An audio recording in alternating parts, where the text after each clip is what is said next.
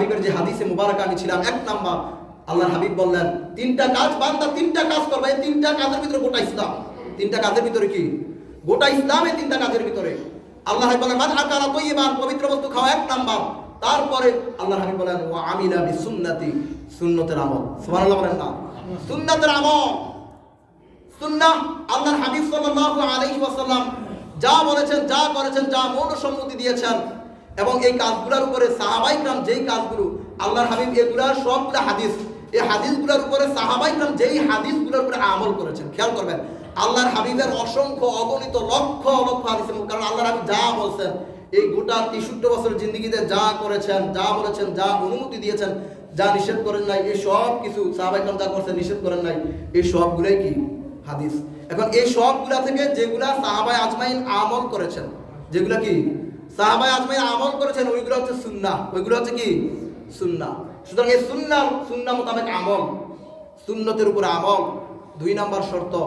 3 number আল্লাহর হাবিব বললেন ওয়া আমিনান নাস বাওয়ানিকা, এবং যাদের কাছ থেকে মানুষ নিরাপদ থাকে, যাদের কাছ থেকে কি মানুষ নিরাপদ থাকে, অন্য মানুষের সাথে যাদের আচরণ ভালো, যাদের মুআমালাত মুআশারাত, যাদের চাল চলন, যাদের লেনদেন ভালো, অন্য মানুষকে কষ্ট দেয় না। ওয়া আমান নাস বাওয়াইকা, অন্য মানুষ তার থেকে কষ্ট পায় না, তার কষ্টের থেকে অন্য মানুষ নিরাপদ থাকে। আল্লাহ হাবিব বলেন এই 3টা কাজ। সুতরাং মানুষকে কি দেওয়া যাবে না? কষ্ট দেওয়া যাবে না। মানুষের সাথে একটা ভালো সম্পর্ক তৈরি করতে হবে। আরেকটা হাদিস সহিহ মুসলিম শরীফের এই হাদিসটা বলে আমি শেষ করব। এটা লম্বা হাদিস, আসলে অনেক, এটা বলতেও অনেক সময় দরকার। শর্টকাট করে আল্লাহর হাবিব সাল্লাল্লাহু আলাইহি ওয়াসাল্লাম কবর খুঁড়ছে, সাহাবায়ে একজন সাহাবী ইন্তেকাল করেছেন, ওনার কবর খুঁড়ছে। আল্লাহর হাবিব কবরের দিকে তাকাচ্ছেন, আকাশের দিকে তাকাচ্ছেন। কবরের দিকে তাকিয়ে আল্লাহর হাবিব বললেন ও আমার সাহাবীরা, জানো এই কবরে যখন মানুষকে রাখা হবে তখন তার আত্মাটা কোথায় যায়? সাহাবায়ে কেরাম আগ্রহ ভরে শোনার জন্য চলে আসলেন। আল্লাহর হাবিব তখন বললেন, দেখেন ওই যে প্রথম বলেছিলাম আলোচনার শুরুতে, একটা ভালো মৃত্যু, আরামদায়ক মৃত্যু, আর একটা যন্ত্রণাদায়ক মৃত্যু। আল্লাহর হাবিব বলেন যে মৃত্যুটা হবে আরামদায়ক, ভালো মৃত্যু। ফেরেশতা জান্নাত থেকে 2 জন ফেরেশতা আসবে সুন্দর আকৃতিতে, জান্নাতি কাপড় নিয়া, জান্নাতি পোশাক নিয়া আসবেন, এসে সুন্দরভাবে মাথার শিওরের কাছে আরাম করে সুন্দরভাবে মৃত্যুর ফেরেশতা দেখে সবাই মৃত্যুর আগে মৃত্যুর ফেরেশতাকে দেখে, মৃত্যুর ফেরেশতা দেখে ভয় পেয়ে যাবে, কিন্তু আশ্বস্ত করবেন। মৃত্যুর ফেরেশতা এসে এভাবে মাথা দিয়ে হাত বুলিয়ে আশ্বস্ত করবেন, আশ্বস্ত করে ডাক দিবেন ইয়া আইয়াতুহান নাফসুল মুতমাইন্না। এই যে 89 নম্বর সূরার যে আয়াতগুলো আমি খুতবার শুরুতে বলেছি, ইয়া আইয়াতুহান নাফসুল মুতমাইন্না, ও প্রশান্ত আত্মা, হে প্রশান্ত আত্মা বলে ডাক দিবেন, ইরজিই ইলা রাব্বিকি রাদিয়াতাম মারদিয়া, সন্তুষ্ট সহকারে সন্তুষ্ট ভাজন হয়ে তোমার রবের দিকে ফিরে আসো। ফাদখুলি ফি ইবাদি ওয়াদখুলি জান্নাতি, আর আল্লাহর প্রিয় বান্দাদের অন্তর্ভুক্ত হয়ে জান্নাতে প্রবেশ করো। সুবহানাল্লাহ বলেন না? এভাবে বলবে, রূহ নিজেই বের হয়ে আসবে।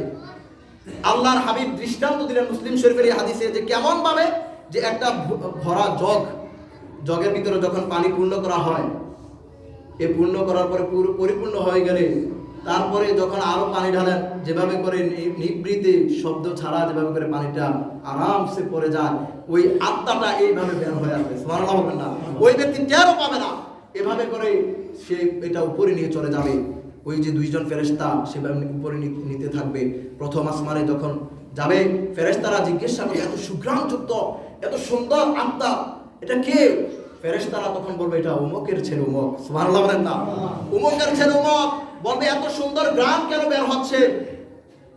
বলতেছে আমরা শুনে এসেছি দুনিয়ার জমিনে তার সম্পর্কে দুনিয়ার মানুষ বলাবলি করছে যে এই ব্যক্তিটা পরোপকারী ছিল, এই ব্যক্তিটার আচার ব্যবহার খুব ভালো ছিল, খুব নরম সুরে কথা বলতো।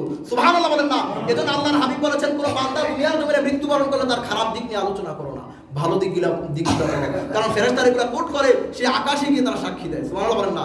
আর এই সাক্ষীর উপরে আল্লাহ রব্বুল আলামিন, ফেরেশতারা যে সাক্ষী দেয়, ওই সাক্ষীর উপরে তার ভালো মন্দ আল্লাহ গ্রহণ করে নেয়। সম্মানিত উপস্থিতি, এজন্য সবাই যাতে আমরা আমাদের মৃত্যুর পরে ভালো বলে এমন একটা জীবন আমাদের তৈরি করা দরকার, আছে কিনা? এমন জীবন আমাদের তৈরি করা দরকার।